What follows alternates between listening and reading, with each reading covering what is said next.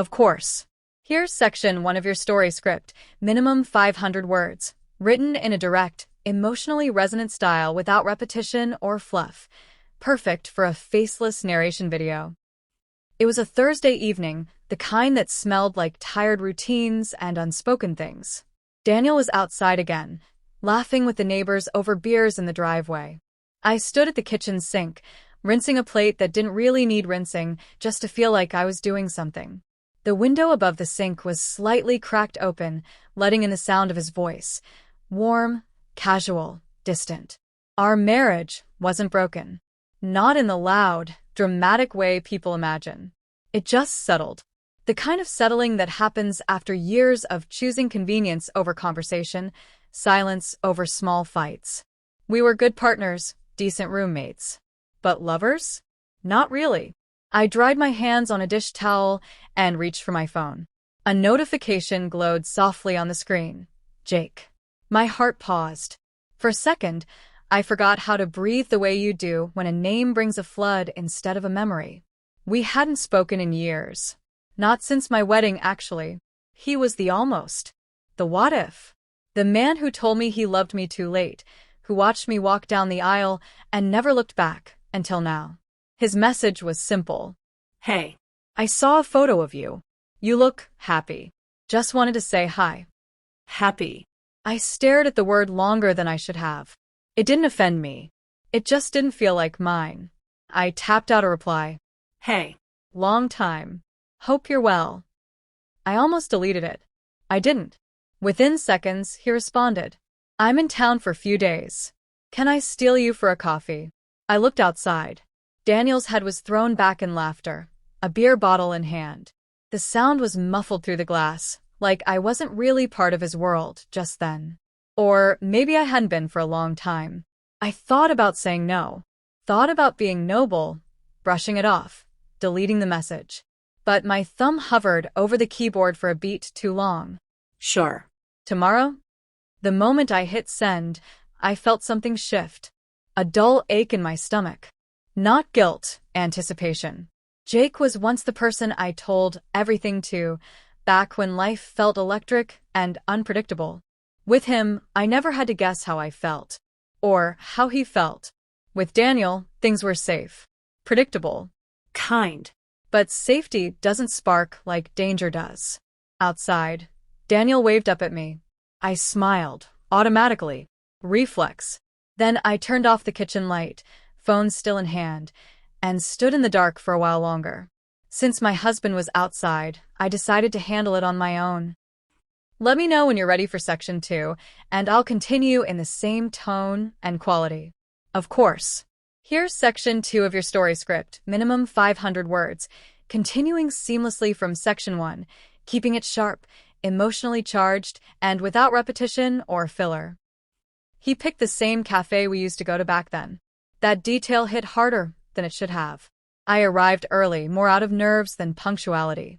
I kept telling myself it was just a coffee. 2 adults catching up. Nothing more. He walked in wearing that same leather jacket, a little worn now but still his. He hadn't changed much.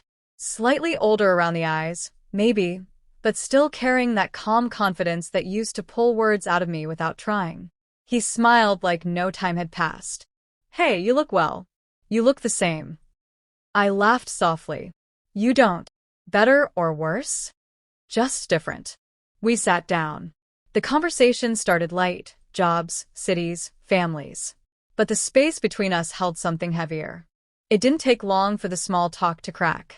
I saw your wedding photos, he said. You looked happy. I gave a practiced smile. It was a good day. He didn't push. He just nodded, like he heard what I didn't say. We moved on, but not really. Then he said it. You know I still think about you. I didn't flinch. I expected it. Maybe I even needed to hear it. I looked down at my cup, fingers circling the rim. It's been years, Jake. I know. But I meant it. Back then. Every word. I know. And now. I met his eyes. He was searching but not demanding. Just hoping. Now I'm married. That's not an answer. I looked away, lips pressed together. I didn't want to answer. Not honestly. There was a long pause. He leaned back, eyes soft. Does he see you? The question was gentle, but it gutted me. I swallowed. Daniel is good to me. He works hard. We have a solid life. That's not what I asked. I didn't respond. Because no, Daniel didn't really see me. Not anymore. He saw routines, chores, checklists. Not the woman sitting in front of him every night, fading just a little more. Jake sat forward. You don't owe me anything. I just needed to say it. That I still care.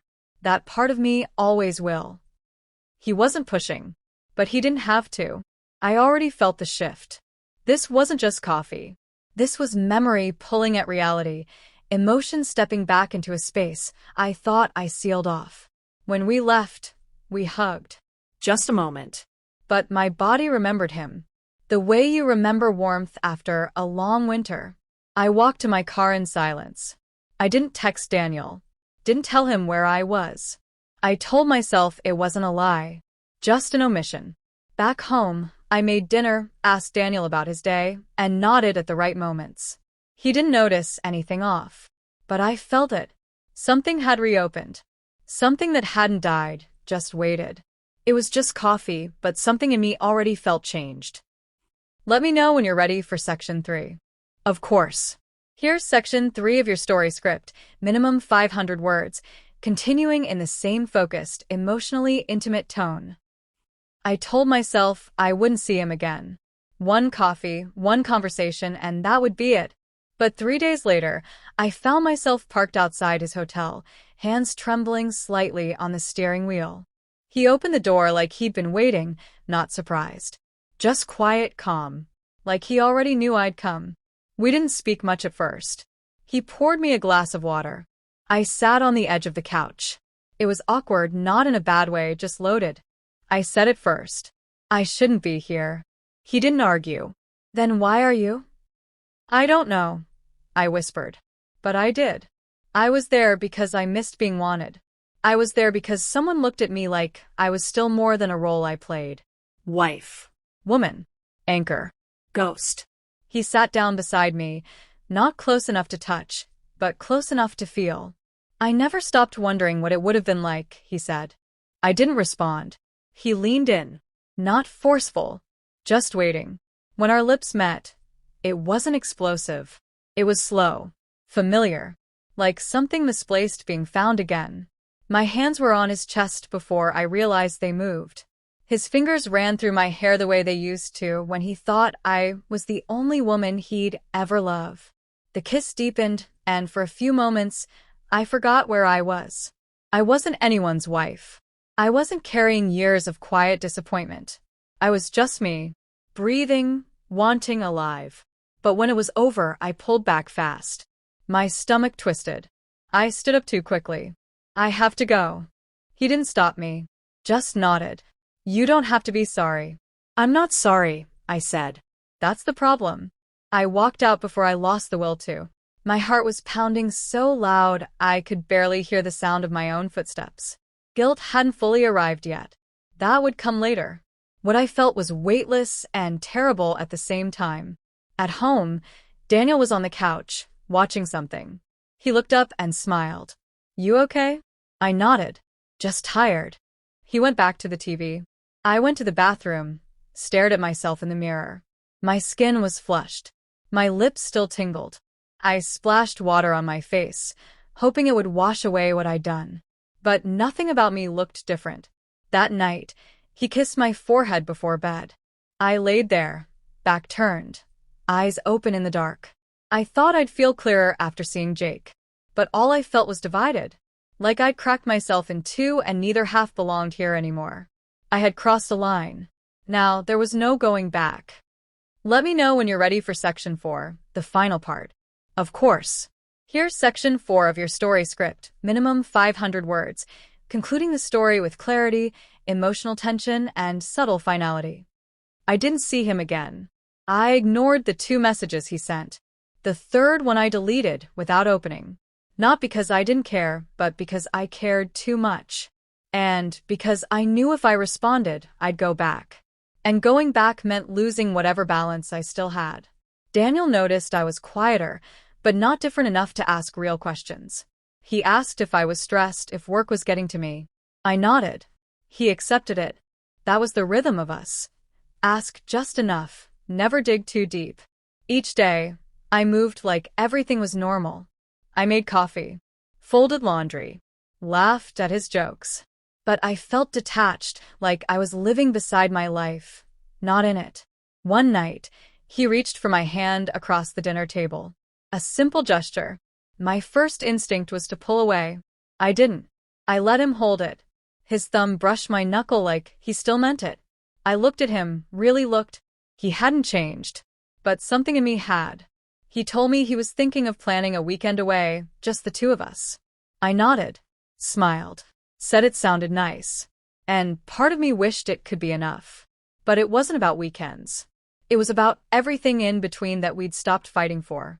I thought about telling him the truth. Not to hurt him, but to stop lying to myself. I imagined the words forming. I imagined the silence that would follow. The breaking. The repair that might never come. And I imagined him folding into himself the way he always did when something cut too deep.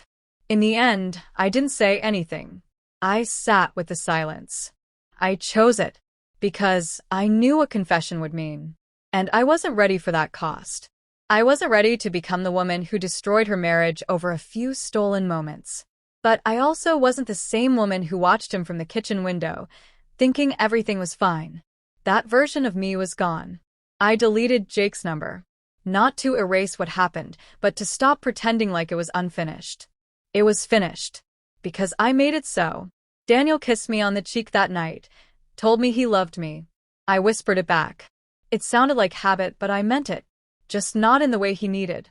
I don't think he'll ever know. And maybe that's worse. To live beside someone every day, carrying a truth they'll never hear. A truth that doesn't leave marks, but never really leaves you either. I chose to stay. Not because it was right. Not because it was easy. But because it was safer than starting over. Every now and then I still think of Jake. Not with longing, but with a quiet ache.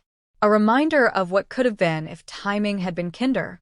And every time Daniel laughs or reaches for me, I smile. But underneath that smile is the truth I buried. Not out of passion, but regret.